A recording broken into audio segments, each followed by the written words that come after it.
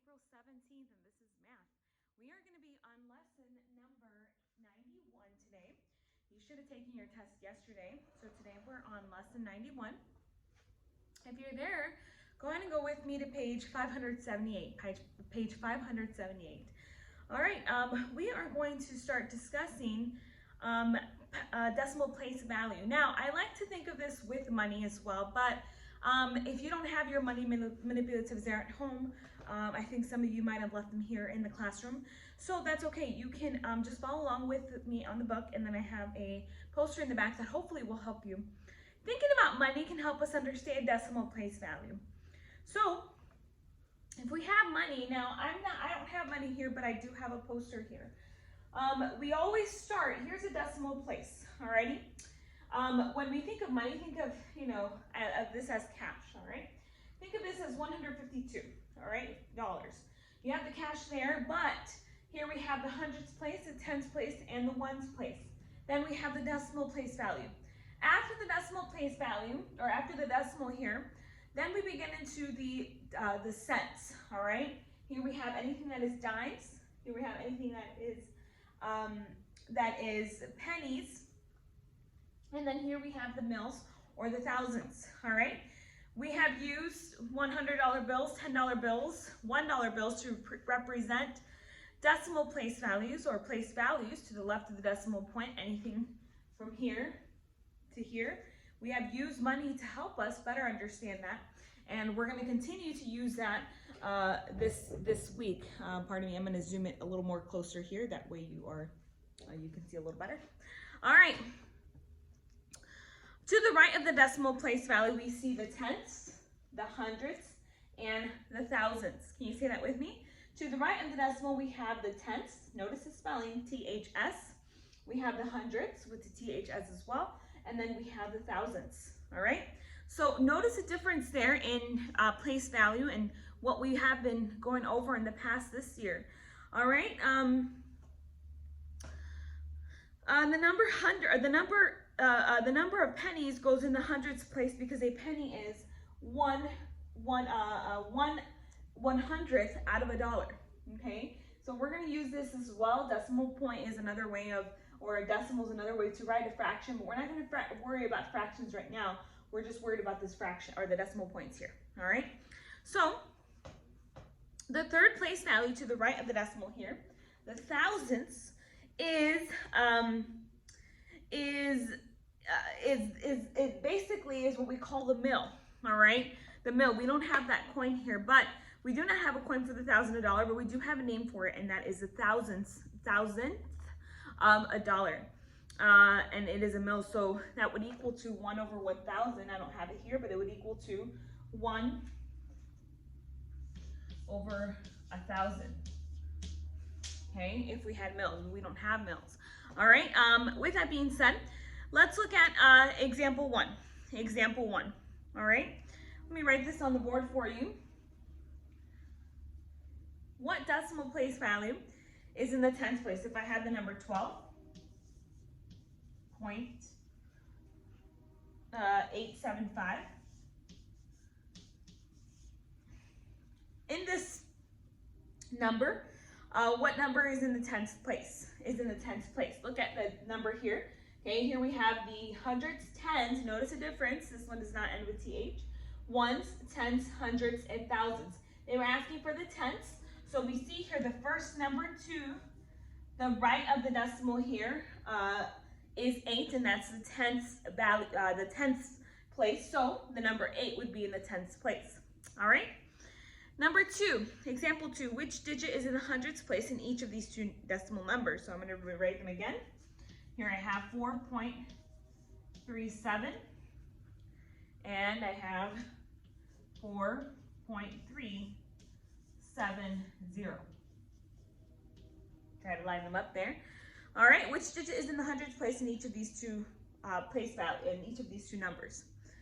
All right, so the hundreds place we see is the second place to the right of the decimal here. So what do we see here? The number 7. Can you see there? The number 7. So the number 7 would be in the hundreds place. All right. There it goes. All right. And then the same thing here. It's also in the hundreds place. All right. Notice that in example 2 here, this example here, these two numbers that you have in your book there, notice that the example there that was put for you, or that was asked for you, holds the same place value as 4.370. These have the same place value. You say, but wait, Mrs. Campos, it has a 0. Okay, no, it's not necessarily meaning that that this is a different place value. You just add a 0, but it's the same thing. You say, how is that possible? Isn't it 4.370? Okay, or 370? Isn't that, what it is? Yes, in a way you are right, but you actually, it doesn't change the value just because it has a 0. So notice 4.37 and 4.370 is equal. It's the same thing. It's the same thing. If you'll turn with me to page 580, you'll see why. Okay, you'll see why. Because the 0 is in the thousands place in this number here, in that number here, it does not add any value. Okay, 4.37 and 4.37 equals 4.370. All right, let's compare these two numbers. See if you can compare these two. All right, 23.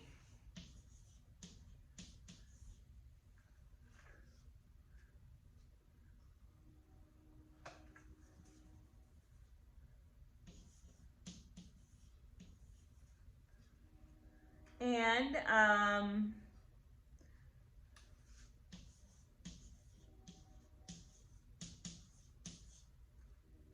all right, compare the two numbers. Can you see that?